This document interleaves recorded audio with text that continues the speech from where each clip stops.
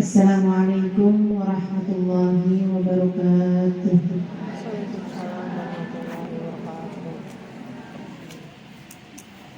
Alhamdulillah.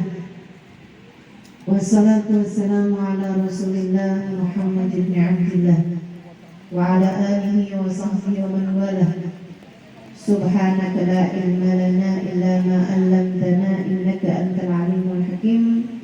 Rabbi shrah li sadri wa yassir li amri wahlul 'uqdatam min lisani yafqahu qawli. Amma ba'du. Alhamdulillah,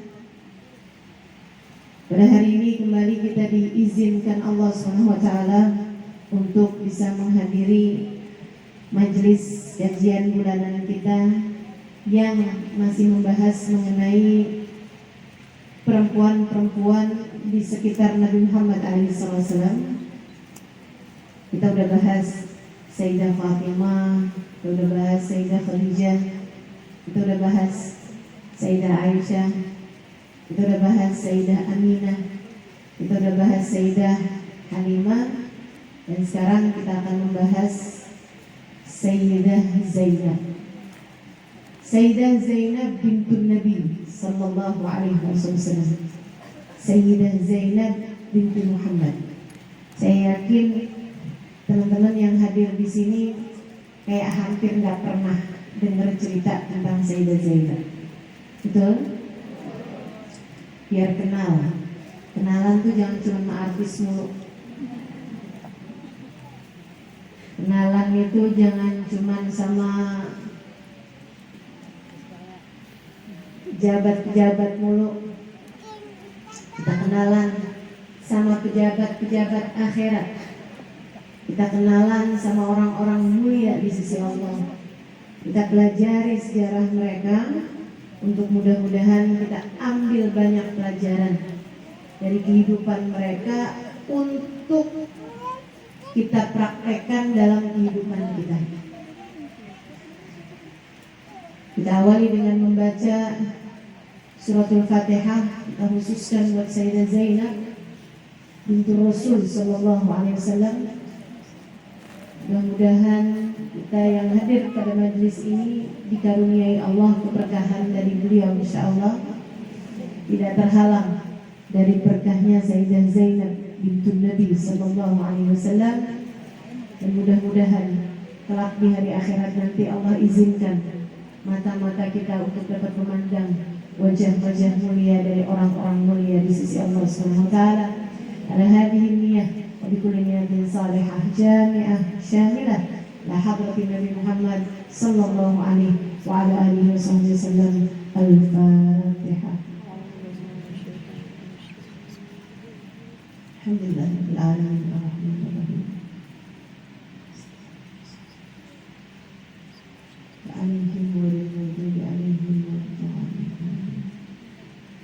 Jadi sekalian saya muliakan, tentu kajian 1 jam, 1 jam setengah tidak akan menceritakan secara detail ya bagaimana kisah hidup seseorang. Tidak akan keburu kan. Tapi kita akan coba petik beberapa mutiara-mutiara dari kehidupan Sayyidah Khadijah bintun Nabi sallallahu alaihi wasallam yang bisa kita ambil pelajaran di dalamnya untuk kita melangkah di kehidupan kita ini. Kisah-kisah orang saleh itu kayak cahaya gitu. Kayak cahaya. Kamu bayangkan kamu masuk ke dalam sebuah rumah di waktu malam. Kamu masuk, tahu-tahu baru melangkah sedikit, sebentar nabrak. Habis itu kamu jalan lagi sebentar, kamu meraba-raba, nabrak lagi. Tadi nabrak kursi, sekarang nabrak kulkas. Kamu jalan dikit lagi, angkut pintu. Kamu melangkah ke kiri, tahu-tahu kena cermin. Kamu terus-terusan jatuh bangun nabrak, jatuh bangun nabrak. Padahal ada hal yang lebih mudah buat kamu lakukan. Apa itu? nyalain lampu. Begitu kamu nyalain lampunya, langsung kelihatan semua. Kulkas di mana, pintu di mana, kamar mandi di mana. Kamu langsung kelihatan tuh. Itu tuh kayak kamu lagi jalanin kehidupan. Kalau kamu merasa kamu kok nabrak-nabrak ya, gini salah, gitu salah, belum nikah salah, udah nikah salah-salah juga, nggak punya anak, punya anak banyak.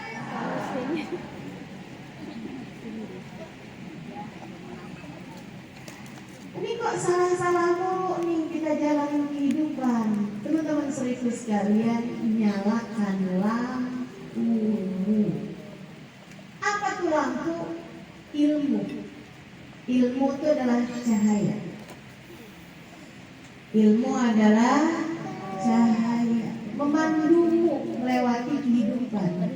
Biar tahu caranya jalanin kehidupan itu kayak gimana, sehingga kamu nggak nabrak-nabrak lagi, kamu nggak salah lagi. Cahaya hati itu adalah ilmu. Nah, salah satu dari ilmu besar untuk kita menjalani kehidupan adalah dengan belajar dari kehidupan orang-orang soleh sebelum kita. Dari kehidupan baginda Nabi Muhammad, dari kehidupan para nabinya Allah Subhanahu wa taala, dari kehidupan para sahabat Nabi Muhammad alaihissalam, dari kehidupan keluarga Nabi Muhammad SAW, dari kehidupan para walinya Allah Subhanahu wa taala, dari kehidupan para ulama Allah Subhanahu wa taala. Itu perlu kita pelajari sehingga jadi cahaya dalam kehidupan kita. Jangan kebanyakan nonton drakor. Yang adik-adik nontonnya drakor, yang ibu-ibu nontonnya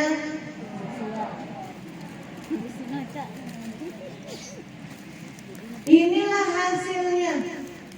hasilnya bawaan mas suami cemburuan mulu, curigaan mulu. Yang ditonton begituan kok modelnya tuh. Jangan salahkan kehidupanmu, salahkanlah kamu tidak menggunakan lampu. Kamu tidak menyalakan lampu, makanya jadi gelap, makanya jadi nabrak-nabrak. Yuk bismillah, kita mulai pelan-pelan, kita nyalakan lampu hidup kita satu demi satu. Biar kita di ruang tengah nggak nabrak-nabrak, di kamar tidur nggak nabrak-nabrak, di kamar mandi nggak jatuh. Kayaknya kamar mandi nggak nabrak-nabrak ya, paling jatuh, kepleset. Di dapur kita nggak nabrak-nabrak gitu. Biar terang. Hidup kita ini belajar dari kisah orang-orang saleh. Insya Allah. Orang saleh yang mau kita pelajari saat ini adalah Sayyidah Zainab bintun Nabi Sallallahu Alaihi Wasallam. Tadi udah baca matanya belum? Lupa tuh saya. Saya rasa sekarang saya sudah mulai pikun. Saya curiga sama diri saya nih, jangan-jangan umur saya nih nggak 44. Kalau periksa itu, Bu, ini penyakitnya manula. Ya Allah, kenapa dah? Kayaknya saya penuaan dini.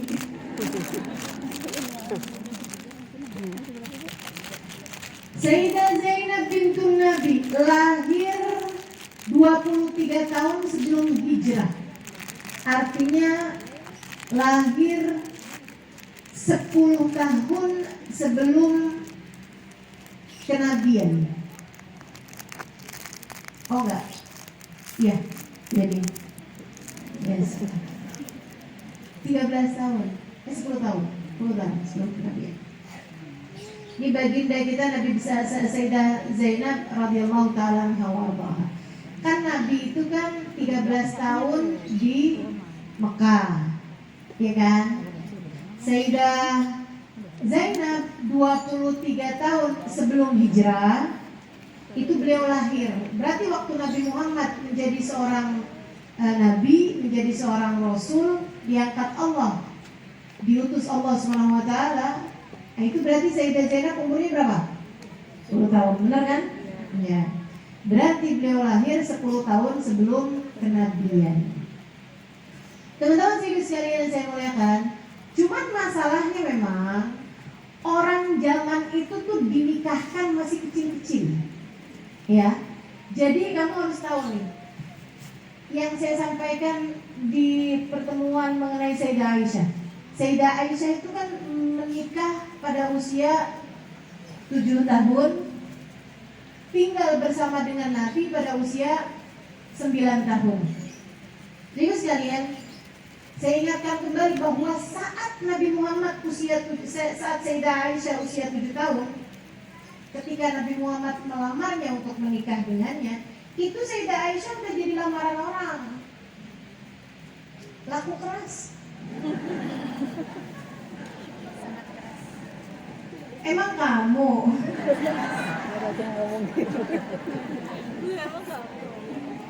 Nungguin jodoh nggak datang-datang hilalnya nih Ustazah. Nunggu kelihatan hilalnya jodoh.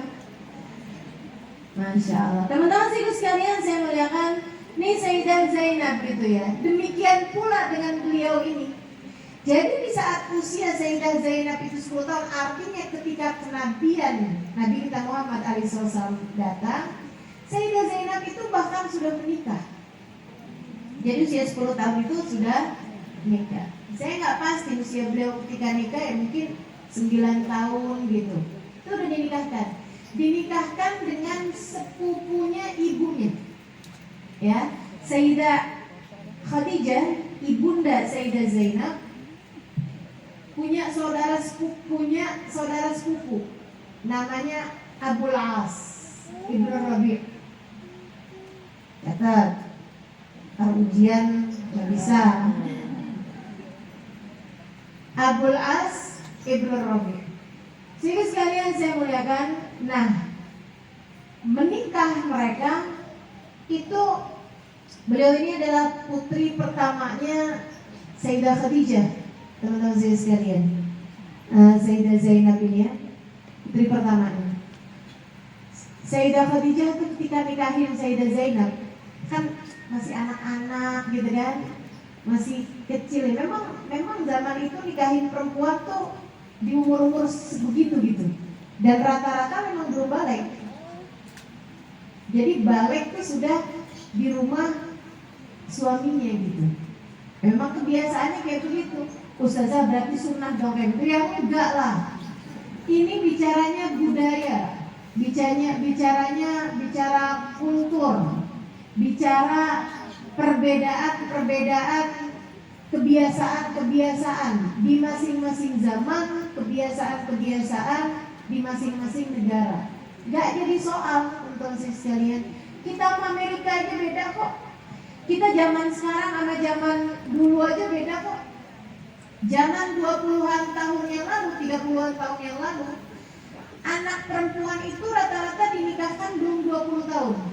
Betul nggak? Coba tanya sama kakek-kakeknya, nenek-neneknya gitu. Yang perempuan nikahnya umur berapa? Rata-rata 18, 17, gitu kan? 19, itu rata-rata umurnya. Nenek-nenekmu atau bahkan ibumu menikah di usia-usia seperti itu gitu. Nah kemudian tambah mundur nih. Kita sekarang, zaman kita sekarang, kalau rata-rata nih seumuran saya kalau nanya sama orang gitu, kamu nikah umur berapa? Yang seumuran saya ya, 40-an gitu kan. Itu rata-rata nikahnya umur 22 tahun, 21 tahun, yang seumuran saya. Anak zaman sekarang lebih mundur lagi. Betul nggak? Sekarang nih kalau pernikahan gitu. Tanyain dah umurnya. Berapa rata-rata? 25, 26, kan begitu. Saya nggak tahu aja, mungkin 30 tahun yang akan datang makin tua lagi orang kayaknya untuk menikah gitu kan. Sebab di Amerika sana rata-rata perempuan nikah di atas usia 30 tahun. Kayak menganggap ada perempuan nikah di usia belum 30 tahun itu kayak pernikahan dini.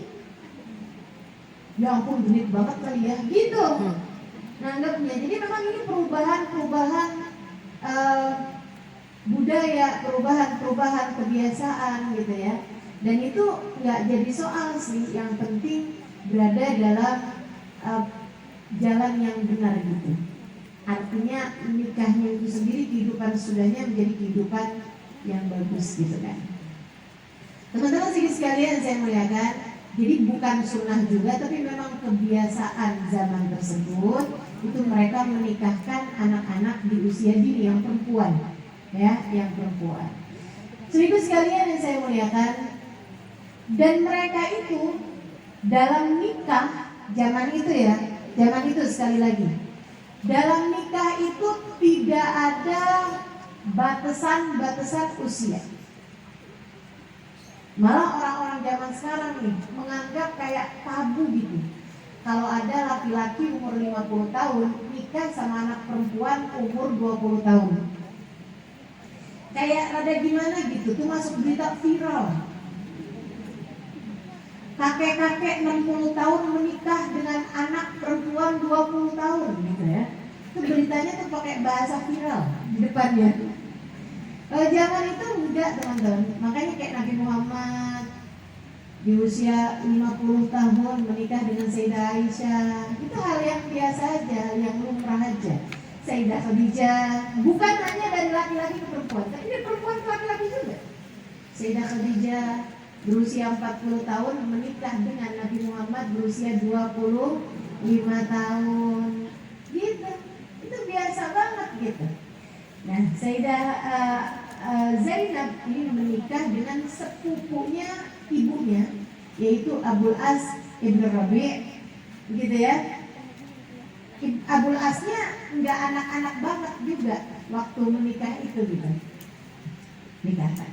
Sayyidah Khadijah senang banget waktu menikahkan putrinya ini dengan sepupunya, dan Sayyidah Khadijah juga kenal sama dia. Sayyidah Khadijah juga melihat anaknya akhlaknya baik, gitu kan, perilakunya baik, sama orang tua santun, sama anak-anak sayang.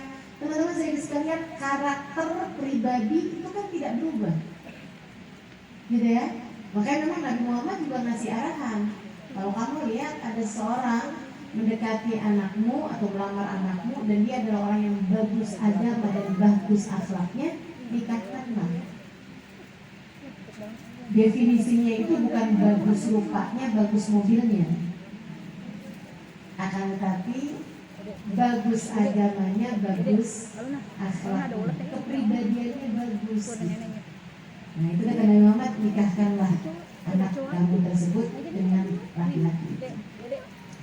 Jadi sekalian yang saya muliakan, jadi Sayyidah Khadijah itu senang banget. Nah, di antara bentuk kesenangan Sayyidah Khadijah itu melepas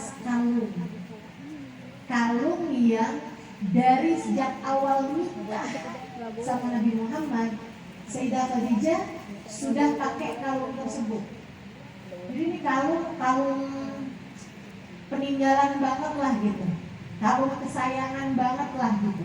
Kan orang itu kan ada tuh kan, gitu ya, kayak punya barang-barang kesayangan gitu. Saya itu suka ditanya, Ustazah cincin itu mulu, kalau punya yang lain apa Ustazah? Banyak. Ada lah, seenggaknya ada gitu kan. Ada, saya punya yang lain-lain, tapi yang ini punya nilai histori yang tidak ingin saya ceritakan padamu. Ya, tapi yang pasti setiap orang tuh biasanya punya barang-barang yang kesayangan gitu, yang kayaknya nggak bisa dijual dengan nilai uang semahal apapun. Kadang-kadang kita punya barang-barang kayak begituan kan ya. Nah, teman-teman saya sekalian yang saya muliakan, akhirnya Ustazah cincin dong.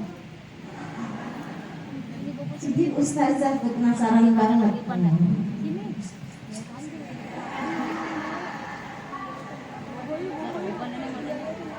Penasaran nggak penasaran? Nanti tambah repot saya. Ini batunya dikasih sama Al Habib Zain Yusuf. Kabarnya ini adalah cincin atau batunya ya, itu dipakai cukup lama sama Habib Zain, kemudian sama istri beliau Babah Maryam dulu zaman awal saya datang ke sini, beliau menyerahkan ini kepada saya, jadi saya pakai tuh. Saya pakai dengan niatan, ya Allah ada barangnya Habib Zain di badan saya, ya Allah karuniakan kepada saya keberkahan beliau gitu. Dan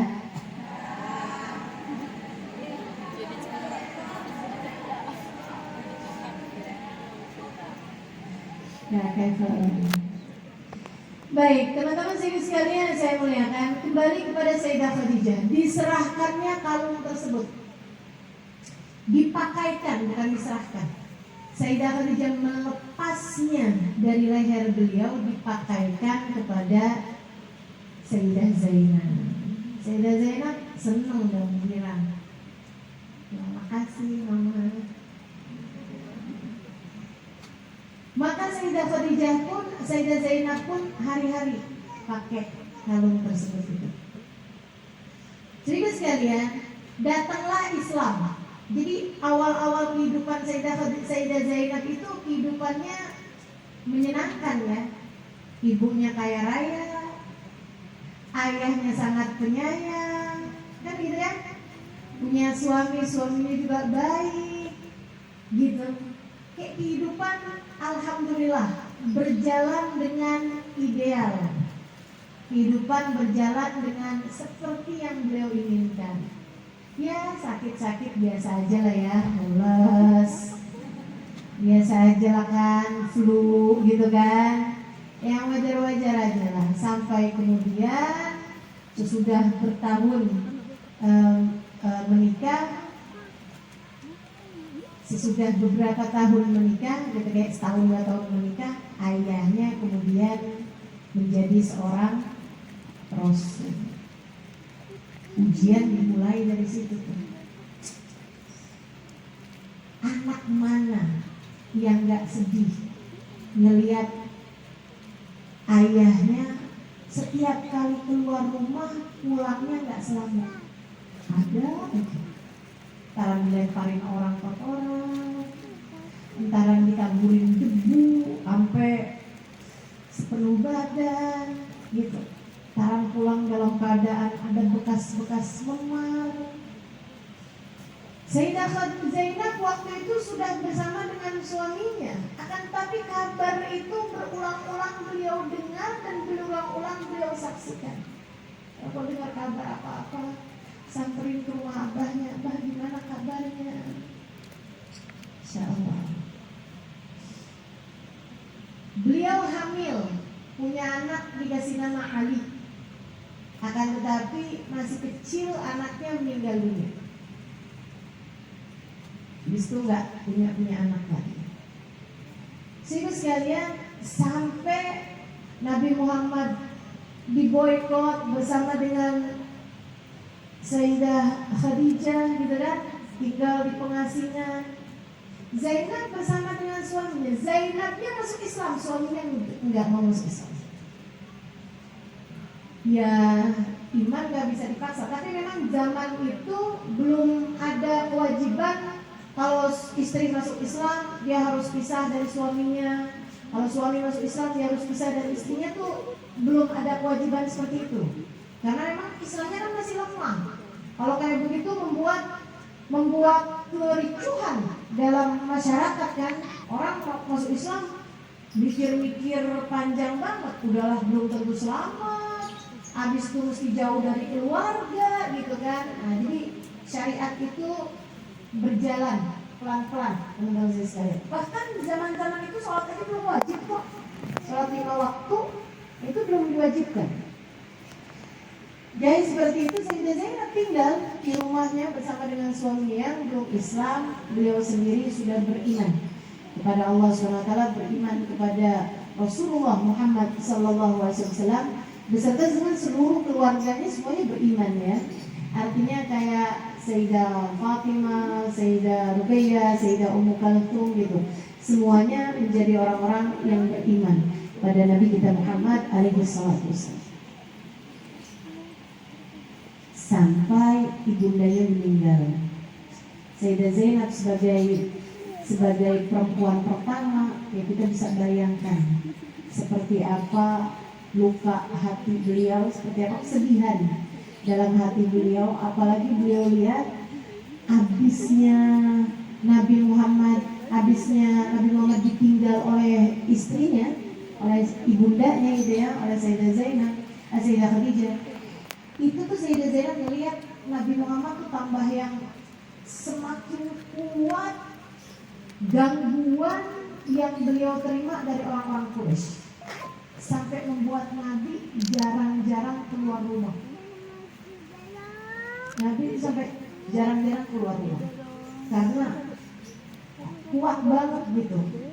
Kayak semakin hari semakin merajalela lah gitu orang-orang kafir Quraisy. Karena dulu masih gak enak begini dididik. Orang tuh dulu mau nyakitin Nabi gak enak sama istrinya Nabi. Kenapa gitu? Dulu pernah diutangin, dulu pernah disumbang, dulu nih lagi kesusahan yang bantu istrinya. Kan gak enak tuh mau ngapa-ngapain suaminya karena gak enak istri. Begitu istrinya meninggal, udah habis-habisan Nabi Muhammad. Sampai kadang-kadang kalau Nabi Muhammad pergi juga gitu, keluar juga dari rumah, pulang itu memar-memar badan beliau, segala macam perlakuan. Sayyidah Zainab udah tiap kayak gitu nangis aja, udah mau gimana lagi gitu. Mau gimana lagi. Jadi sekalian, sementara Abu Aslam juga belum masuk Islam. Saya bisa membayangin gitu ya, kayak apa luka hatinya Sayyidah Zainab ketika dia melihat ayahnya berada dalam keadaan digangguin, disiksa sama orang-orang kafir Quraisy, teman-teman. Sementara ketika dia pulang ke rumah, salah satu dari orang Quraisy itu adalah suaminya. Kayak apa tuh? Hidup memang tidak pernah ideal buat siapapun. Suaminya memang tidak pernah ikut serta mukul Nabi, nggak pernah. Dia bagaimanapun sayang sama mertuanya, dia bagaimanapun cinta sama Nabi Muhammad alaihissalam sebagai mertua. Akan tetapi dia termasuk di antara orang-orang kafir Quraisy yang memang kalau misalnya mereka ngobrol apa-apa tentang Nabi Muhammad, gangguan yang akan mereka berikan kepada Nabi Muhammad dan lain sebagainya, ya Abu As berada di antara kelompok mereka itu, mau nggak mau gitu. Dan dia juga berulang-ulang diminta sama orang kafir Quraisy untuk menceraikan istrinya, biar Nabi Muhammadnya sibuk gitu kan. Tapi dia menolak permintaan tersebut karena cinta, sayang. Dia sayang sama Sayyidah Zainab dan juga ngerasa gak punya alasan untuk melakukan hal yang seperti itu. Dia sayang juga sama Nabi Muhammad alaihissalam, meskipun itu tadi belum beriman atau tidak beriman. Jadi sekalian yang saya muliakan, sampai akhirnya Nabi Muhammad pun berangkat hijrah. Itu kan keadaan Quraisy pada saat itu.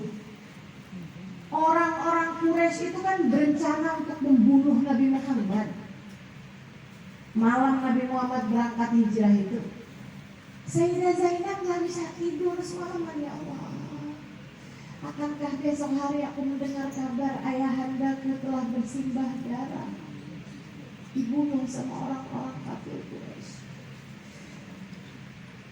Galau luar biasa.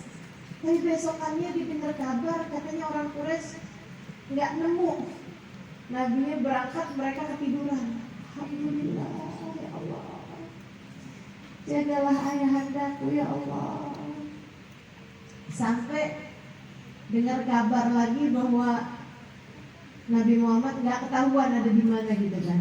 Dan beberapa waktu lamanya dengar kabar ayahandanya sudah selamat, ada di Madinah. Nabi habisnya berangkat ke Madinah, berhasil berangkat ke Madinah, Nabi memerintahkan putri-putrinya, 2 putrinya untuk hijrah ke Madinah. Dan yang diperintahkan buat hijrah adalah Sayyidah Fatimah, putri Nabi Muhammad yang paling kecil, putri bontoknya Nabi Muhammad SAW yang belum menikah waktu itu, dan juga Sayyidah Ummu Kalthum yang waktu itu adalah seorang janda, gitu ya, janda dari anaknya Abu Lahab yang menceraikan istrinya. Itu tadi biar bikin nabinya sibuk ngurusin keluarganya, jadi nggak punya kesempatan buat berdakwah gitu. Tujuannya kayak begitu, jangan selamat ya. Sehingga sekalian saya muliakan, dia diperintahkan buat hijrah. Nah, sementara Sayyidah Ruqayyah waktu itu adalah istri dari Sayyidina Utsman bin Affan, yang di masa Nabi Muhammad hijrah ke Madinah itu mereka berdua, Sayyidina Utsman bin Affan dan Sayyidah Ruqayyah, itu sedang berada di Habasyah, sudah hijrah sebelumnya berangkat ke Habasyah.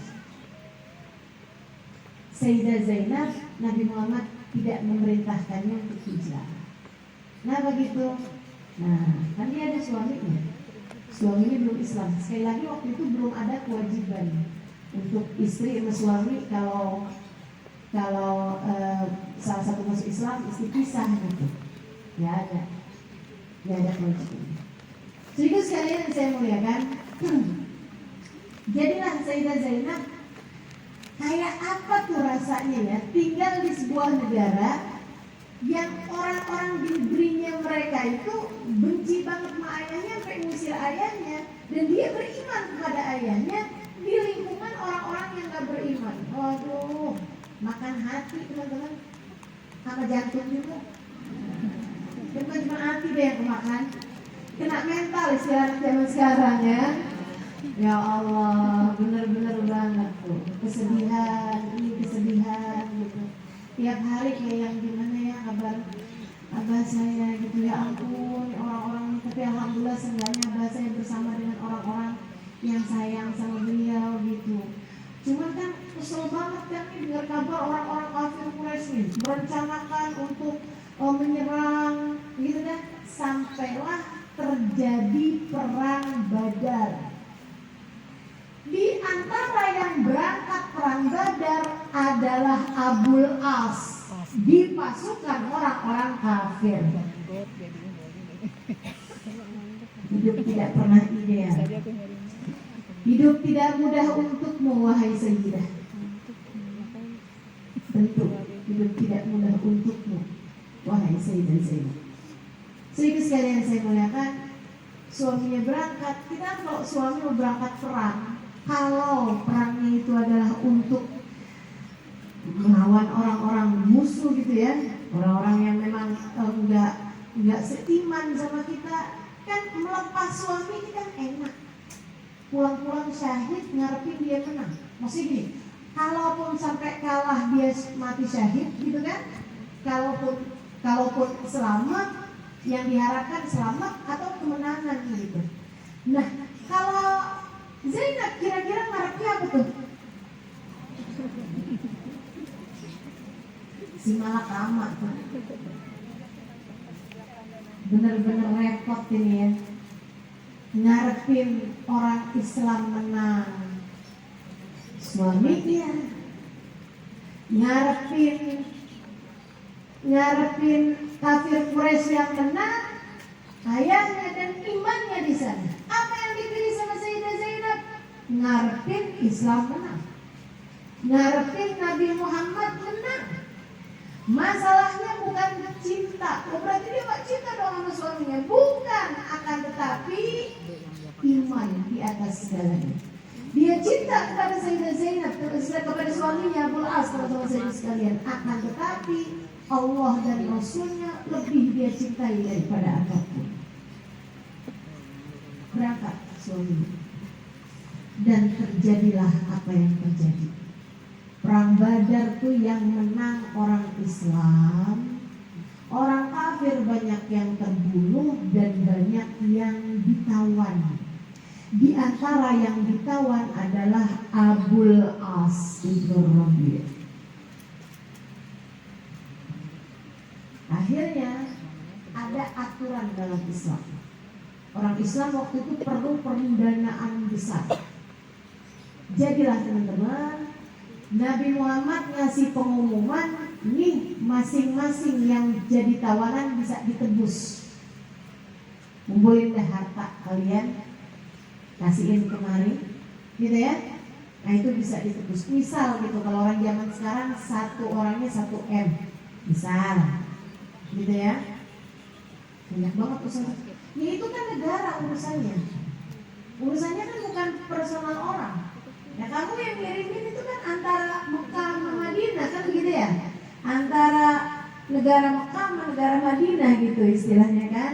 Ya itu urusannya sama negaranya dah. Kalian bisa ngirimin pasukan, kirimin juga dong harta kalian gitu. Maka masing-masing dari kaum kafir Quraisy yang rasa saudaranya, kerabatnya, suaminya, anaknya, bapaknya jadi tawanan, mereka pun mengirimkan harta untuk tebusan. Rasul si ini udah ditebus, dia datang bawa hartanya gitu kan. Nabi Muhammad menerima, dilepaskan tawanannya. Muhammad menerima, dilepaskan. Ya Rasul, ini dikirimkan untuk menebus Abul As ibn Rabi' dari putrimu wahai Rasulullah. Ya Allah, ini kisah hidup macam apa sih? Kamu senang nonton sinetron, teman-teman, nonton film-film gitu ya? Itu kan fiksi. Ini kisah nyata. Ini kisah nyata tentang baginda Nabi Muhammad. Mantunya ditebus sama putrinya. Putrinya mengirimkan harta untuk tebusan. Diambil Nabi Muhammad harta itu, kiriman itu. Dibuka sama Nabi Muhammad, isinya kalung. Kalung yang bertahun Nabi Muhammad melihatnya melingkar di leher Sayyidah Khadijah istrinya. Bertahun Nabi Muhammad melihat kalung tersebut melingkar di leher istrinya Khadijah, yang sangat dicintainya, yang sangat membelanya di awal-awal Islam, di saat belum ada sesiapapun yang membelanya.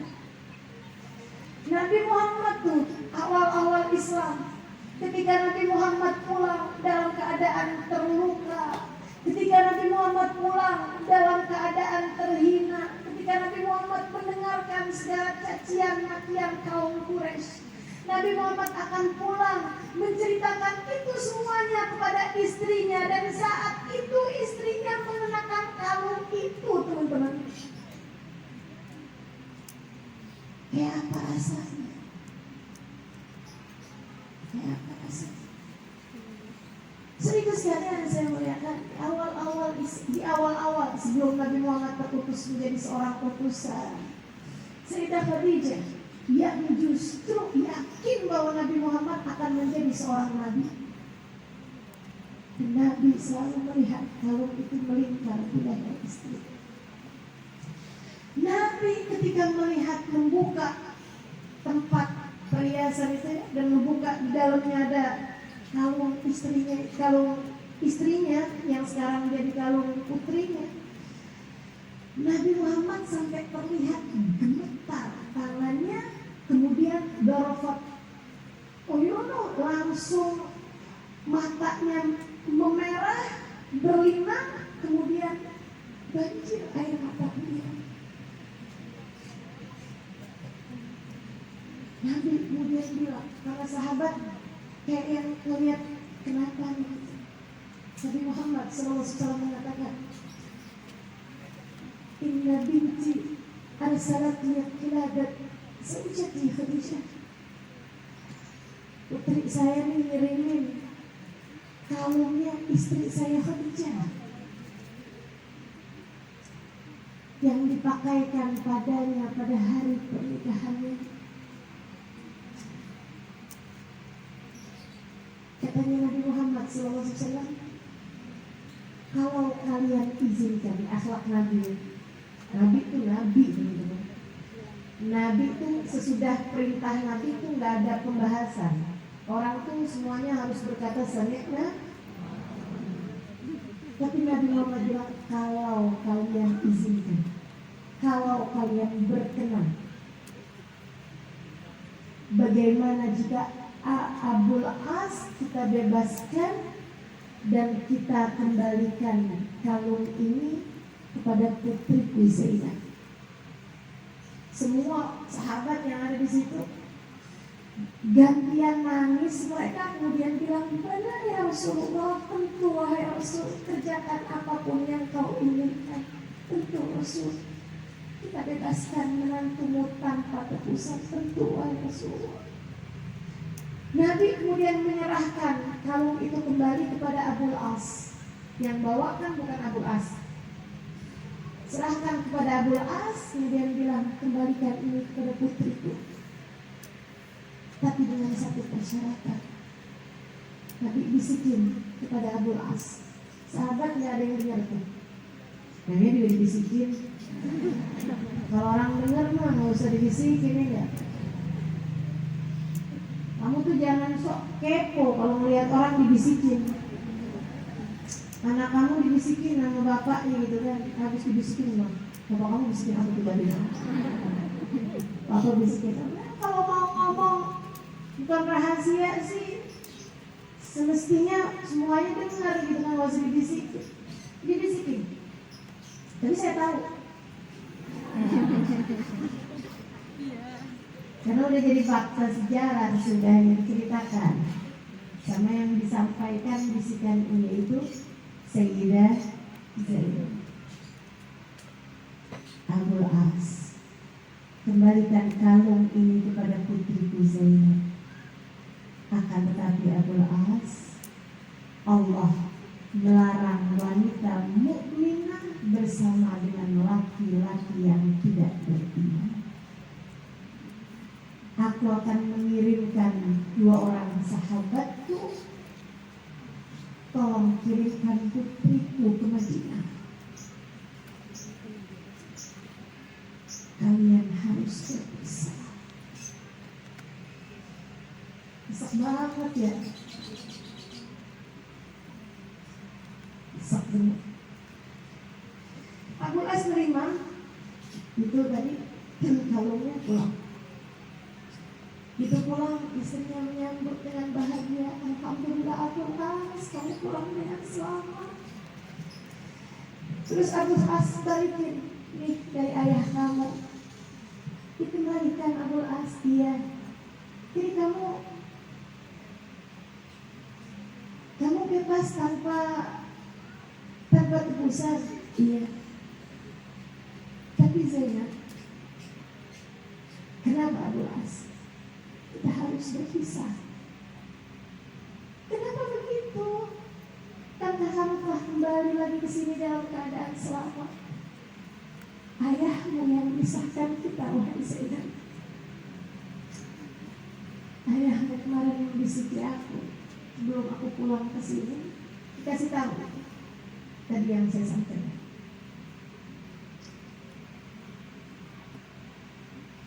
Nangis Sayyidah Zainab teman-teman.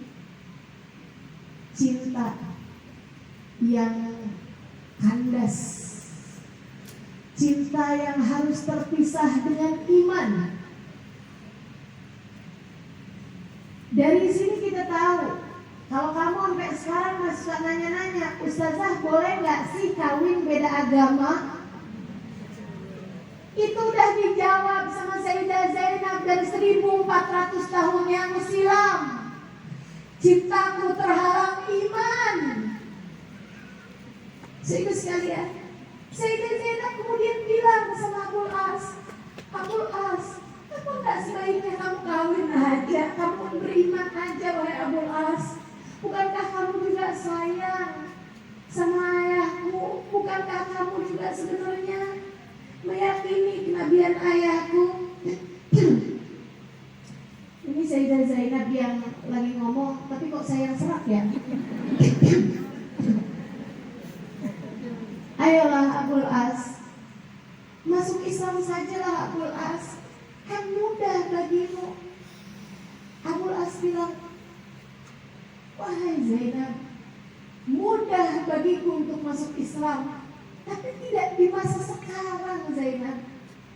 Kalau sekarang saya masuk Islam, orang hanya akan bilang, Abul As masuk Islam takut membininya. Abul As masuk Islam hanya demi cintanya kepada istrinya. Abul As masuk Islam hanya karena takut pada mertuanya. Saya nggak mau orang menganggap saya masuk Islam tidak benar-benar karena saya telah beriman. Wahai Zainab, pergilah dan tinggallah bersama dengan ayahmu. Kita berpisah, wahai Zainab. Berapa hari kemudian datanglah dua sahabat Nabi Muhammad, satu sahabat Ansar yang orang Madinah, biar tahu Medan gitu ya. Yang satu lagi Sayyidina Zaid bin Harithah. Sayyidina Zaid bin Harithah itu sama Nabi udah kayak anaknya Nabi. Sampai orang manggilnya dulu Zaid bin Muhammad.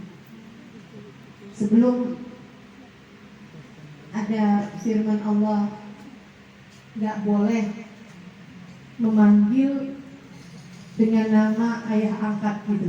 Ud'uhum li abaihim, kata Allah.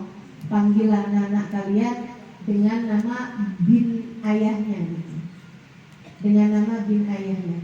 Dari sini juga nih, sebenarnya tidak baik ya untuk memanggil perempuan dengan nama istrinya. Untuk memanggil perempuan dengan nama suaminya. Teman-teman saya sekalian, makanya nggak baik tuh dalam Islam tuh kayak Halimah, Ahmad gitu, enggak gitu. Walaupun suami saya namanya Ahmad gitu kan, tapi selalunya saya dipanggil dengan Halimah Usman Alidris. Itu bukan Halimah Ahmad Al-Haddad, enggak gitu. Jadi sekalian, karena memang walaupun istri itu dipanggil dengan nama bapaknya, biar nggak bingung juga kalau cerai.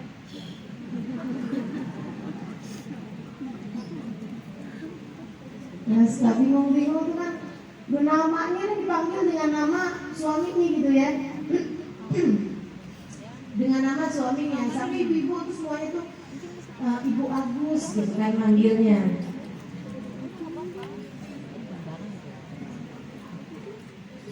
Iya kan, karena suaminya namanya Agus gitu. Nah itu kan bingung tuh kalau bercerai gitu. Bingung pula kalau meninggal terus abis itu kawin lagi. Jadi dari Ibu Agus ganti Ibu Bambang.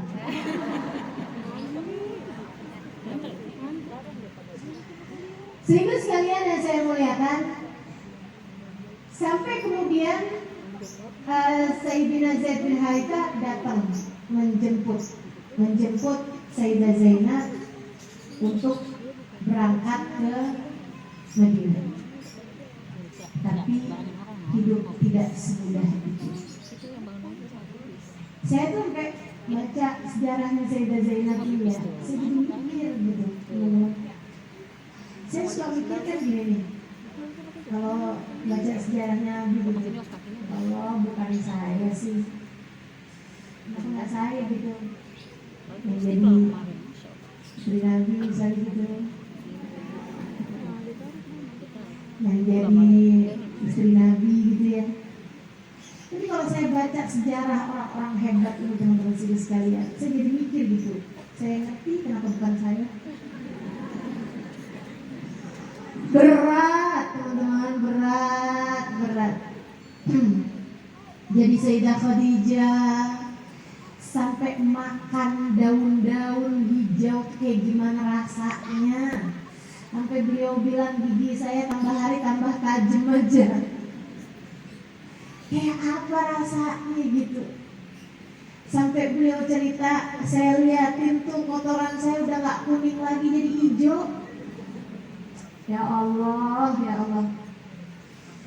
Saya bacanya saya ngerti kenapa Sayyidah Khadijah dan bukan saya.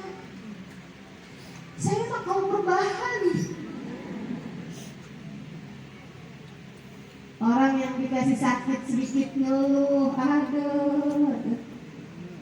Bukan kita yang dipilih Allah sebagai perempuan-perempuan besar, mendampingi kehidupan manusia terbesar, ada di sekeliling manusia terpilih di sisi Allah SWT yang namanya menghiasi pintu-pintu surga. Bukan kita, bukan kita. Gak ada yang mudah. Tidak kehidupan Sayyidah Khadijah, tidak kehidupan Sayyidah Aisyah, tidak kehidupan Sayyidah Fatimah, tidak pula bahkan kehidupan Sayyidah Zainab. Saudara sekalian, Sayyidah Zainab ketika diceraikan oleh suaminya, terpaksa pisah sama suaminya karena tadi itu kita berpisah. Wahai Zainab, Abul As, kenapa kamu harus berpisah dengan saya? Bukankah sekarang kamu sudah berada di rumah kembali dalam keadaan selamat? Bukan saya yang ingin berpisah denganmu, wahai Zainab. Kalau itu bukan saya juga, wahai Abul As. Ayahmu, wahai Zainab. Saudariku sekalian yang saya muliakan, saat itu Sayyidah Zainab sedang mulai mengandung anak Abul As.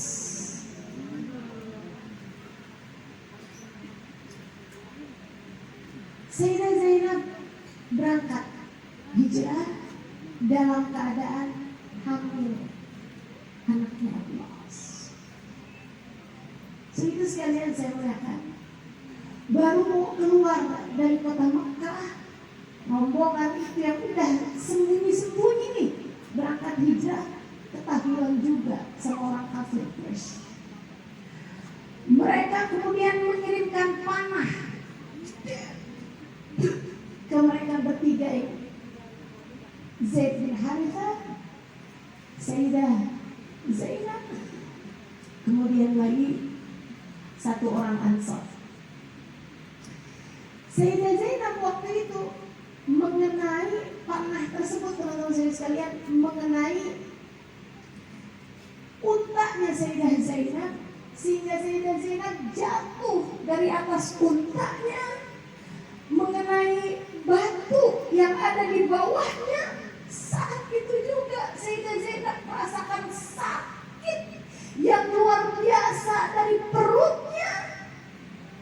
Kerak, teman-teman sekalian, darah kemudian mengucur.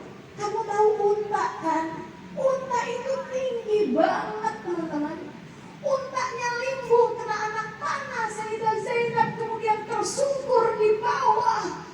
Kesakitan yang luar biasa dan darah mengucur dari tubuh beliau. Saudara sekalian, beliau pun di kuburan. Saya nggak tahu rasanya di kuburan. Tapi saya pernah dengar katanya orang di kuburan itu lebih daripada melahirkan. Wallahu a'lam. kebayang kayak apa sakitnya. Wah, panik semuanya nih. Zaid bin Harithah panik, kemudian satunya juga panik gitu kan. Orang-orang kafir Quraisy itu kemudian juga mendatanginya, kemudian bilang, emang gak boleh kan hijrah? Kalian mau berangkat ke Madinah kan? Gak bisa, balikin dia kembali. Dia harus berada di tangan suaminya. Maka Sayyidah Zainab pun dibawa kembali ke rumahnya Abul As. Abul As bingung, kami sudah berpisah. Tapi kondisi istrimu seperti ini gitu kan. Kata Abul As, saya tidak peduli dengan bagaimana syariat Islam bicara, bagaimana ajaran agama Islam. Akan tapi yang saya tahu, pastilah kemanusiaan, bantu orang sakit di atas semua agama. Betul kan? Gak punya siapa-siapa Sayyidah Zainab. Saudaranya semuanya udah berangkat hijrah. Sayyidah Ruqayyah udah ada di Habasyah, Sayyidah Ummu Kalthum dan Sayyidah Fatimah udah berangkat ke Madinah. Ayahandanya ada di Madinah. Dia gak punya siapa-siapa, dia gak punya anak. Yang dia punya satu-satunya adalah Abul As, suaminya yang sekarang sudah menjadi mantan.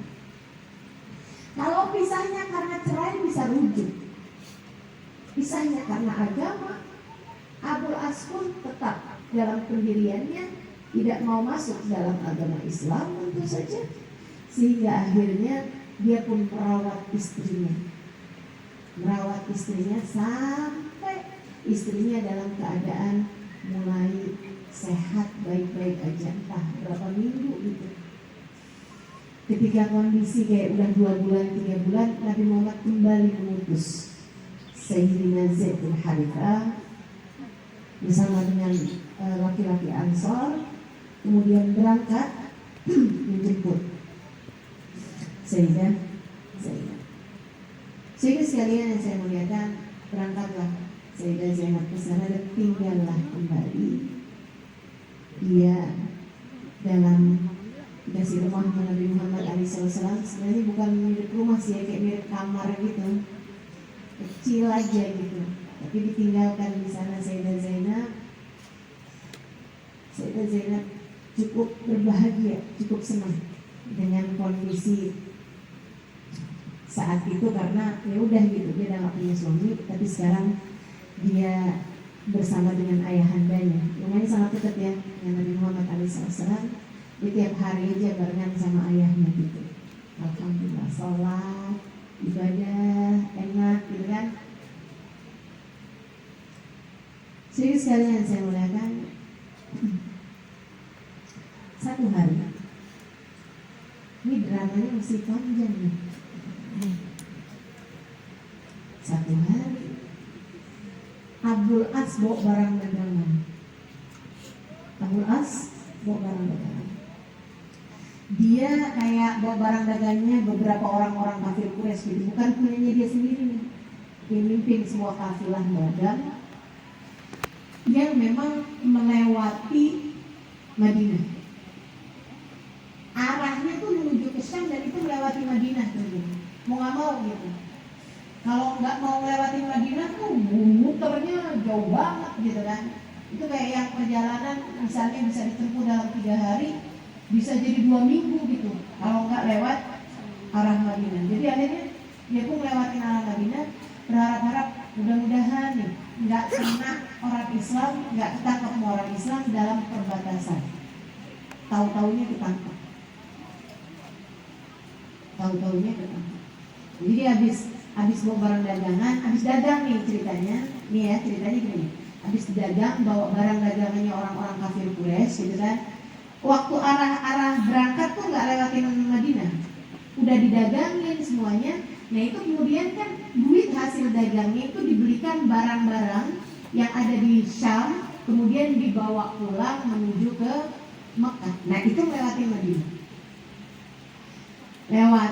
ketangkep sama pasukan Islam. Jadilah pagi-pagi hari Nabi habis selesai sholat, kok ada keributan-keributan nih di luar masjid. Nabi keluar, dilihatin tumpukan barang hasil jarahan punyanya Abul As. Nah, barangnya punyanya Abul As di situ ditawan, gitu kan? Sementara Abul Asnya berhasil kabur. Jadi waktu ketangkep tuh Abul Asnya lari gitu. Abul Asnya lari, barang-barangnya ketangkep, gitu kan? Barang-barangnya tinggalin. Akhirnya kemudian ketangkeplah barang-barangnya Abul As, ditaruh di depan masjid. Lagi Nabi Muhammad sholat nih, habis selesai sholat, Nabi Muhammad dengar ada suara teriakan dari seorang perempuan. Jadi rupanya malam-malam itu ketika ketangkep nih, ininya datang, maksudnya apa sih itu namanya? Disergap sama pasukan orang Islam. Abul As kan kabur. Abul As kabur kemana coba?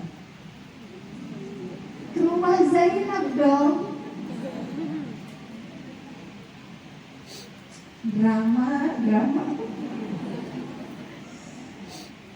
Ya Allah. Ini teman-teman pada mikir nih, Ustazah, drama seseru itu kenapa kita nggak pernah dengar ya? Ya kamu yang dipelajarin apaan tuh makanya nggak pernah dengar nih kisah seseru ini. Abul As datang ke rumah Sayyidah Zainab. Jadi ini bayangin Sayyidah Zainab, dia lagi enak-enak tidur. Dibuka dong, begitu dibuka.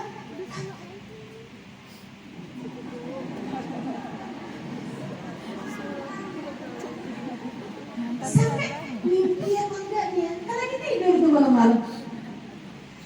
Zainab, selamatkan saya, Zainab, selamatkan saya. Masuk dalam rumah. Gimana ceritanya Abul As ke sini? Maaf Abul As, kan kamu udah beriman. Kamu udah beriman Abul As? Jangan tanya itu dulu, Zainab.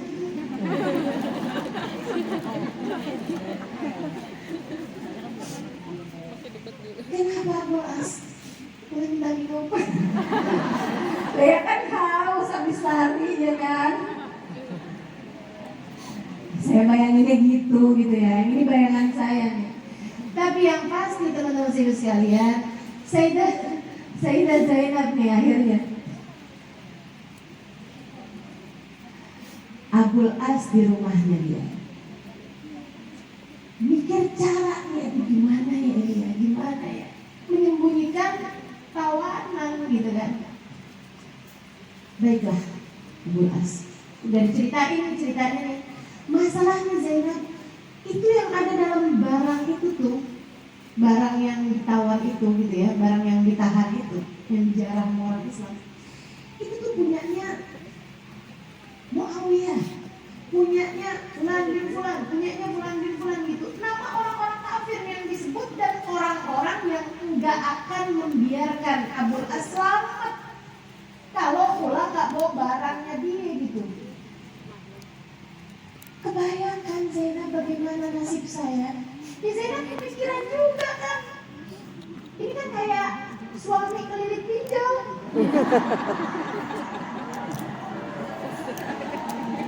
Betul gak?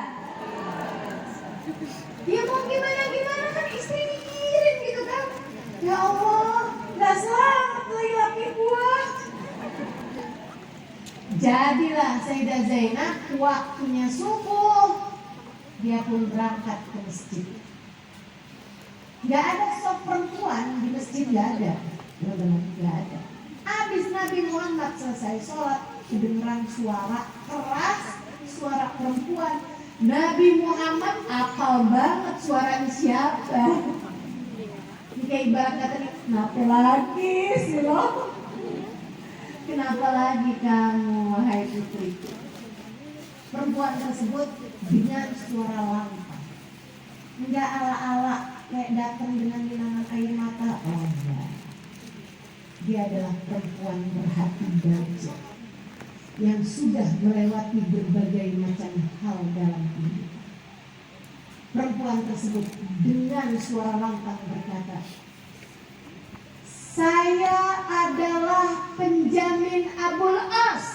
bin Rabi'. Saya Zainab bintu Muhammad. Saya penjamin Abdul As ibn Rabi'.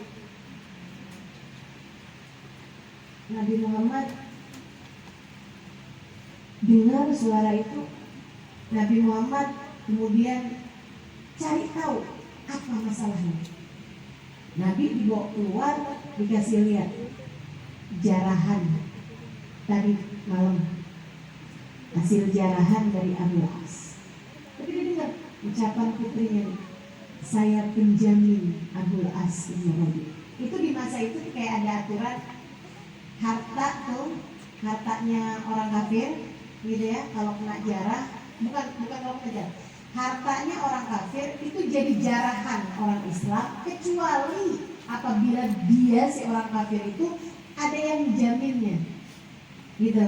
Jadi kalau kayak punya urusan, punya jaminan gitu, kayak punya kebaikan di masa dulunya ini apa gitu kan, ada kayak urusan dagang apa tuh, misalnya saya bin Abu Bakar, Rasul saya adalah penjaminnya fulan bin fulan, misalnya gitu. Jadi tuh orang itu tuh, si orang kafir itu tuh kalau lewat-lewat bawa harta rampasan di daerahnya orang Islam nggak bisa ditahan, karena dia adalah hartanya seseorang yang berada dalam jaminannya Sayyidina Abu Bakar, kayak gitu. Kayak ada urusan dagang apa tuh jadi jaminan gitu. Jadi ini Sayyidah Zainab pakai itu buat menyelamatkan harta suaminya. Tapi itu lagi-lagi tergantung keputusannya Nabi Muhammad juga gitu. Nabi Muhammadnya teman-teman, Nabi Muhammad naik ke atas mimbar kemudian berkata kepada sahabat-sahabatnya, dia bilang, saya tidak tahu urusan ini sampai sekarang. Maksudnya ketika kalian tahu, saya juga baru tahu gitu ya. Nabi nggak mau orang Islam kayak curiga nih, kayaknya bapak sama anak udah iya, ada KKN lah gitu, misalnya gitu ya, ada nepotisme gitu, nggak ada gitu. Jadi Nabi terangkan kepada umatnya gitu, bahwa saya nggak tahu nih kabar ini sampai sekarang. Kata Nabi Muhammad, dan saya menjadi penjamin atas yang dijaminkan oleh putri saya. Ya udah, sahabat mah kita umat teman-teman, malana illa annaqul sami'na. Orang juga tahu itu hartanya bukan hartanya Abul As. Abul As melakukan itu bukan karena ya maksudnya pasti nih ngerjainnya ini nih, tahu masalahnya nih, Abul As nih pulang nggak bawa hartanya, mati nih, udah paham orang-orang. Jadi mereka pun ya apapun yang keputusannya Nabi, dia dulu yang terbaik gitu. Maka dibebaskanlah Abul As, bawa semua hartanya itu dibawa pulang ke Mekah. Dibawa pulang ke Mekah. Sampai di Mekah, Abul As bagi-bagiin hartanya kepada semua pemilik saham. Misalnya pemilik hartanya tersebut dibagi-bagi. Habis selesai dibagi-bagiin, Abul As naik ke atas bukit Sofa. Dia bilang, ya ayuhan nas, kumpul semua orang di bukit Sofa. Dia bilang, telah saya bagi-bagikan harta kalian semua, dan saya di sini menyatakan, asyhadu an la ilaha illallah wa asyhadu anna Muhammad Rasulullah. Tidak ada hak bagi kalian untuk menghalangkan saya untuk masuk ke dalam agama Islam. Saya nggak punya utang sama siapapun dari kalian. Saya nggak punya budi yang harus saya bayar kepada kalian. Maka sekarang saya akan berangkat hijrah ke Madinah. Tidak ada sesiapapun di antara kalian yang berhak untuk menghalangi saya. Gak ada yang ngalamin. Abul As berangkat hijrah. Nyampainya malam juga. Jadi nih di malam berikutnya lagi,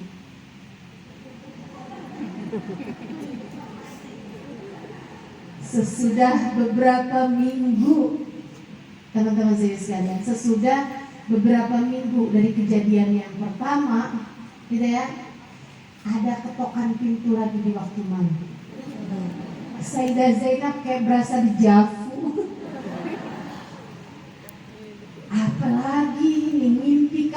saya gitu ya. Bener aja, dibuka dia lagi.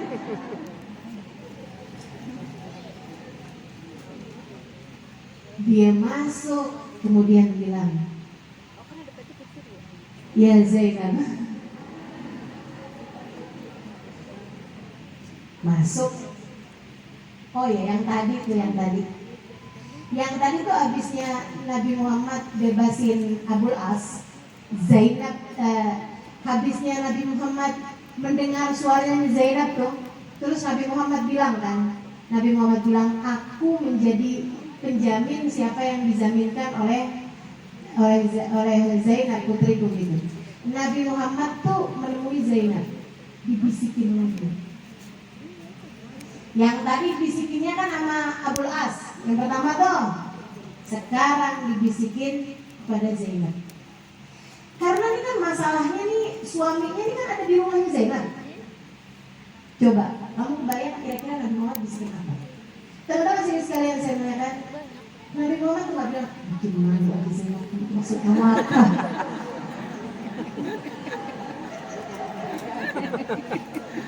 Urusan apa lagi nih kamu Nina? Kenapa gak kelar-kelar urusan sama kamu nih gitu ya? Enggak gitu teman-teman sekalian. Nabi Muhammad bilang, wahai Zainab, aku berpesan kepadamu dengan ketakwaan. Kalian berdua sudah bukan suami istri lagi. Jangan mau kamu bersentuhan dengannya.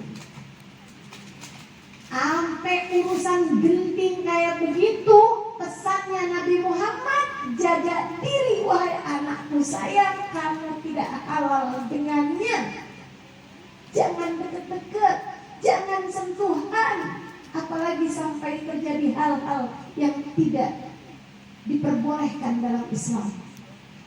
Mantan suami istri teman-teman, mantan suami istri, hatinya masih penuh dengan rasa cinta. Dipisahkan hanya karena, ini bukan hanya sih ya, dipisahkan dengan keimanan, kan begitu. Nabi sangat takut nih istrinya nih kemudian kebawa-bawa bisikan setan. Kita udah berhasil suamiku, kamu bisa kembali bawa barang-barang kamu tersebut itu. Silahkan pulang ke sana gitu kan. Makasih ya Zainab, kok aku pegang tanganmu.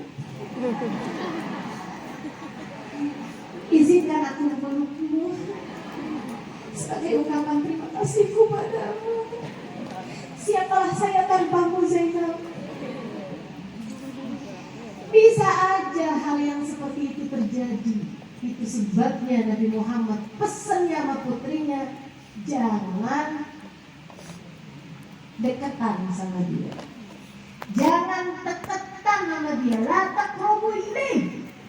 taqrabu ilaih, jangan kamu deketin dia, karena dia tidak halal bagimu. Fa innahu la yahillu laki ya Zainab.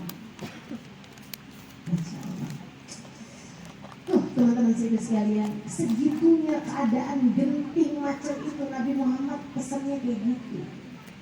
Dek, menurutmu kalau Nabi Muhammad tahu kamu pacaran, kira-kira pesannya apa? Gak apa-apa deh nak, kamu kan saling cinta. Gak bakalan.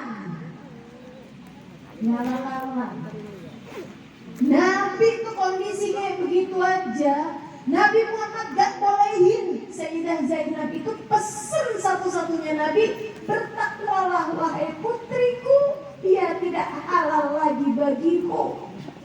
Dia tidak halal lagi bagimu. Teman-teman sekalian, para istri, hati-hati sama urusan yang beginian. Mentang-mentang suamimu selingkuh, kamu ngerasa kayak diperbolehkan buat balas dendam atas perselingkuhan suamimu. Karena ceritanya, andai Nabi Muhammad tahu kira-kira nih pesan Nabi Muhammad buat kamu apa? Bayangin Nabi datang ke rumah tangga kalian, terus Nabi Muhammad mau bilang gitu, oh kamu lebih cinta sama dia ya? Oh no, suamimu itu mau kurang ajar di bangsa gitu. Jadi kamu mau balas dendam, suami kamu nggak menghargai cinta kamu, ya silahkan. Kayak gitu, nggak ada ceritanya benar-benar sekali. Nabi pasti akan berpesan kepadamu, bertakwalah, jangan dekat siapapun yang tidak halal bagimu. Bertakwalah, jangan mau dekat dengan siapapun yang tidak halal bagimu. Jelas deh, jelas kak, jelas bu. Masya Allah. Ini saya mesti tegas-tegasin urusan begini.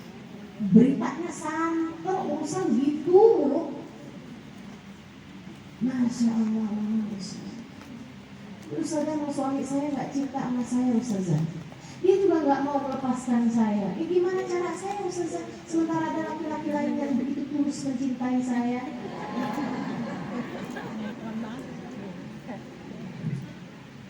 Ittaqillah, ya binti ittaqillah. Katanya Nabi Muhammad kepada putrinya, bertakwalah nak kamu kepada Allah. Bertakwalah kamu kepada Allah. Jangan pernah mau dekat dengan seseorang yang tidak halal bagi. Putrinya tentu sami'na. Udah tuh, teruskan kisahnya. Tadi tuh ada yang ketinggalan. Diselipin. Jadi sekalian sampai tadi sampai mana tuh? Sampai ketok-ketok. Ketok pintu lagi. Ketok pintu lagi. Terus kenapa kamu sekarang datang lagi wahai Abul As?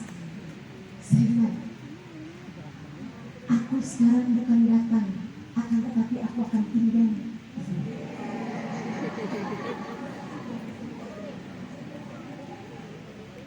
Aku sudah beriman kepada Allah wahai Zainab, dan aku telah menyatakan diri beriman kepada ayahanda baginda Nabi besar Muhammad sallallahu alaihi wasallam. Zainab boleh dong dia masuk, kan gitu ya. Tapi katanya Zainab, bagaimanapun kita telah dipisahkan, maka besok pagi kita akan segera menemui ayahanda. Enggak berani dekat, nggak berani itu. Serang-seraan itu nggak ada ceritanya, nggak ada ceritanya. Besok paginya mereka berdua datang ke tempat Nabi Muhammad. Nabi Muhammad mengakadkan kembali, nikah lagi. Jadi Nabi Muhammad pegang lagi tangannya Abul As untuk yang kedua kalinya. Kemudian berkata, angkahtuka wa zawwajtuka Abul As ibn Rabi' ibnati Zainab binti Muhammad. Abul Asnya kembali bilang, qabil tunikahaha wa tazwijaha bil mahril maktub. Pakai ada maharnya lah gitu kan. Nikahlah. Kemudian mereka alhamdulillah happy ending. Sempat punya anak perempuan namanya Umamah. Kalau teman-teman pernah baca, ada kisah Nabi Muhammad sholat sambil gendong anak perempuan, ya, sambil gendong anak. Nabi sholat, kalau berdiri digendong Nabi. Kalau Nabi waktunya mau sujud tuh ditaruh sama Nabi Muhammad Aisyah. Waktunya Nabi mau ruku ditaruh anak tersebut. Nabi ruku, Nabi tidak, Nabi sujud. Kan Nabi mau bangun lagi dari sujud, gendong lagi anak tersebut. Itu adalah Umamah binti Zainab, Umamah binti Abul As ibn Rabi', gitu ya.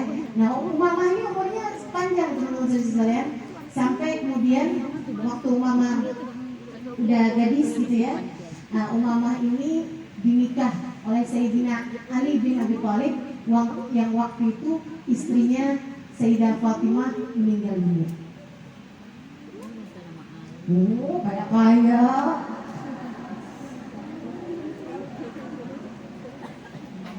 Nikah sama keponakan tapi sesudah istrinya meninggal dong, gitu kan. Jadi Sayyidah Sayyidah Fatimah meninggal dunia tuh kan, gitu ya. 6 bulan sesudah wafatnya Nabi Muhammad SAW, Sayyidah Fatimah meninggal dunia pada bulan Rabiul Awal. Nah, beberapa tahun kemudian, ketika Sayyidah Umamah sudah remaja gitu, teman-teman sekalian, Sayyidina Ali bin Abi Thalib menikah dengan Sayyidah Umamah. Nah, Sayyidah Umamah ini punya anak dari Sayyidina Ali, namanya Sayyidina Muhammad Al-Awsat. Sayyidina Muhammad Al-Awsat itu adalah bin Ali bin Umamah, ya, bin Ali bin Abi Thalib bin Umamah bintun Nabi sallallahu alaihi wa ala alihi wasallam. Baik, itu teman-teman saya sekalian. Dan Sayyidah Zainab nggak lama sudah punya anak. Sayyidah Zainab sakit-sakitan. Kemudian pada tahun ke-8 dari hijrahnya Nabi Muhammad SAW, tahun ke-8 Hijriah, ya. Tahun ke-8 Hijriah itu baru kayak Sayyidah Umamahnya masih kecil gitu kan, dan Sayyidah Zainab itu juga baru balikan sama suaminya tuh sekitar 45 tahunan, 45 tahun aja tuh teman-teman. Kemudian Sayyidah Zainab sakit-sakitan dan Sayyidah Zainab meninggal dunia pada usia 29 tahun. 29 tahun itu Nabi Muhammad yang memandikan Sayyidah Saudah, istri Nabi Muhammad SAW, bersama dengan Sayyidah Ummu Salamah, yang memandikan Sayyidah Zainab, ya. Karena kan anaknya masih kecil gitu kan. Jadi yang memandikan adalah dua istri dari istri-istrinya Nabi Muhammad SAW, yang bernama Sayyidah Saudah dan Sayyidah Ummu Salamah. Sementara yang memasukkan ke dalam liang lahat Nabi Muhammad SAW sendiri. Beliau yang memasukkannya ke dalam liang lahat. Kemudian Nabi Muhammad diri, Nabi Muhammad menguburkan, dan itu Nabi Muhammad terlihat merah mukanya, air mata berderayan dari wajah Nabi Muhammad Sallallahu Alaihi Wasallam. Jika ditanya, adakah engkau tidak ridho dengan kematiannya wahai Rasulullah? Saya sampai nangis gitu. Nabi Muhammad bilang, kalau tidak, saya tentu ridho dengan apapun keputusan Allah SWT. Saya hanya tidak sampai hati membayangkan tanah nanti akan menghimpit tubuh putriku Zainab, perempuan yang sangat disayang sama Nabi Muhammad, perempuan yang melewati banyak hal-hal besar dalam kehidupan. Semoga Allah karuniakan keberkahan beliau dalam kehidupan kita, insya Allah, menjadikan kita perempuan-perempuan yang mencintai suami, mencintai anak, akan tetapi mencintai Allah dan Rasulnya lebih besar daripada cinta kita terhadap siapapun. Menjadikan kita di atas takwa, tidak ada lagi hal yang perlu kita bela. Meskipun kita cinta, takwa kita harus di atas cinta kita. Meskipun kita cinta, takwa kita harus di atas cinta kita. Lupakan kisah Laila Majnun, lupakan kisah Romeo and Juliet. Bagimu, cinta sejati seharusnya adalah cinta Zainab dan Abul As. Seharusnya cinta sejati kita teladannya adalah baginda Nabi besar Muhammad bersama dengan Sayyidah Khadijah bintu Khuwailid. Seharusnya panutan cinta kita adalah Sayyidina Ali dan Sayyidah Fatimah Zahra. Kita punya kisah-kisah cinta yang sangat indah, teman-teman. Maka gak usah berkiblat kepada Romeo and Juliet, Cinderella dengan pangeran, atau putri tidur, atau bawang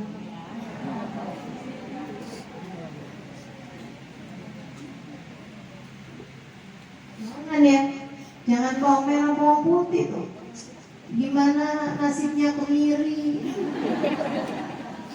nasibnya merica gitu kan, kasihan. Ayolah, gak usah hidup dalam dongeng teman-teman sekalian, atau kisah-kisah yang kamu dengar, kamu baca di dongeng-dongeng itu bukan menjadi panutanmu, bukan menjadi teladanmu. Demi cinta aku rela mati, gak gitu ceritanya, gak gitu ceritanya. Demi cinta aku gadaikan keimanan. Astagfirullah, astagfirullah. Saudaraku sekalian saya muliakan, kisah sejati adalah kisahnya Sayyidah Zainab dengan Abul As. Cinta sejati itu baru namanya. Kalau cinta kita terhalang dengan keimanan, maka aku akan meraih keimananku dan meninggalkanmu. Apapun yang terjadi, iman di atas segalanya. Jika Nabi Muhammad berpesan, jangan dekati dia wahai Zainab, sesungguhnya dia tidak halal lagi bagimu. Sayyidah Zainab menjadikan itu di atas kepalanya, teman-teman, dijunjung tinggi oleh Sayyidah Zainab.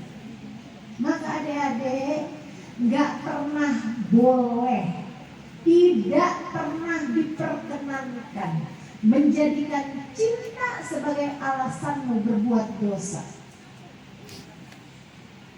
Cinta tidak pernah cukup sebagai alasanmu untuk berbuat dosa.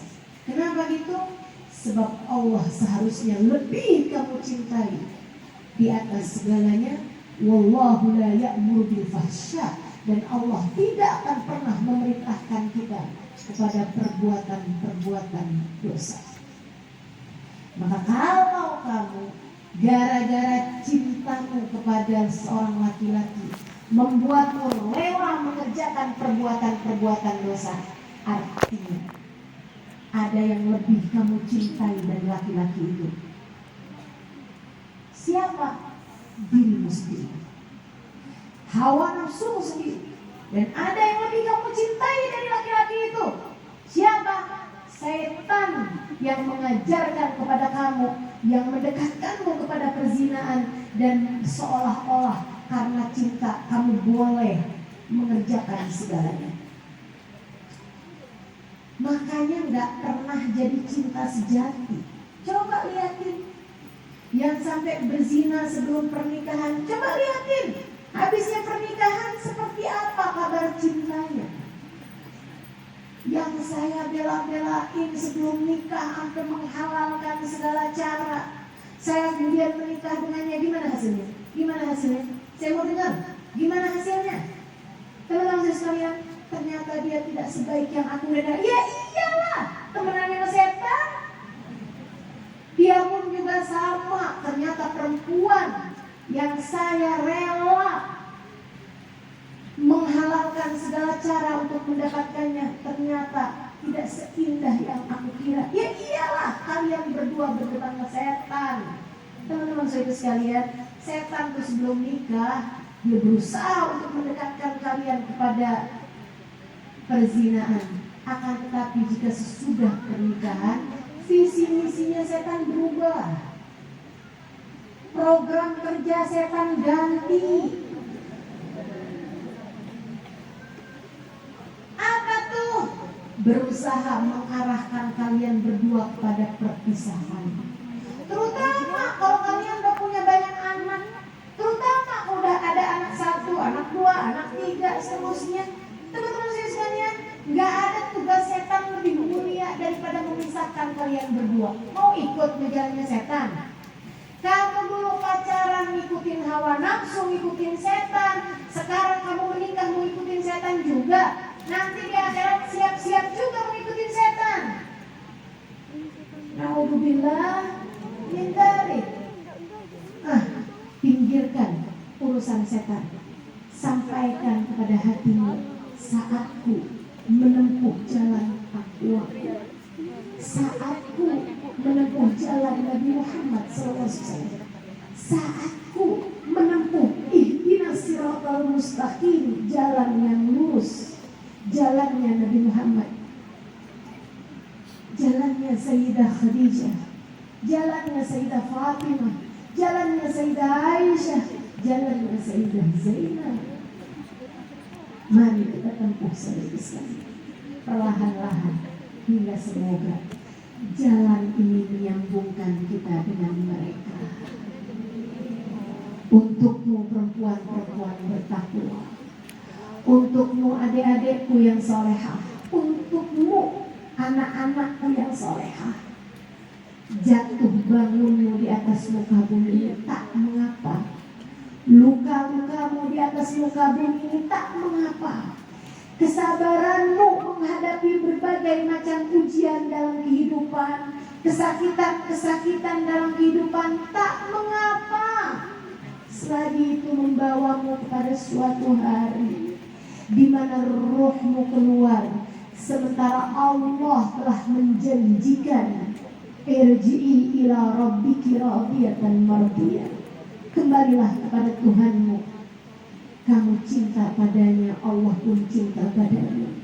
Fadkhuli fi ibadi, silahkan bergabung bersama hamba-hambaku, silahkan bergabung bersama dengan Nabi Muhammad dan keluarganya, silahkan bergabung bersama Sayyidah Fatimah, silahkan bergabung bersama Sayyidah Zainab. Jangan pernah pilih jalan lain untuk kamu tempuh. Tinggalkan siapapun dan apapun jika tidak membawamu kepada kedekatan dengan Allah dan Rasul. Tinggalkan siapapun dan apapun jika tidak membawamu kepada jalan surga. Dan untuk segala problem dalam kehidupanmu, sampaikan pada dirimu, wahai hati, wahai diri, bersabarlah. Bersabar.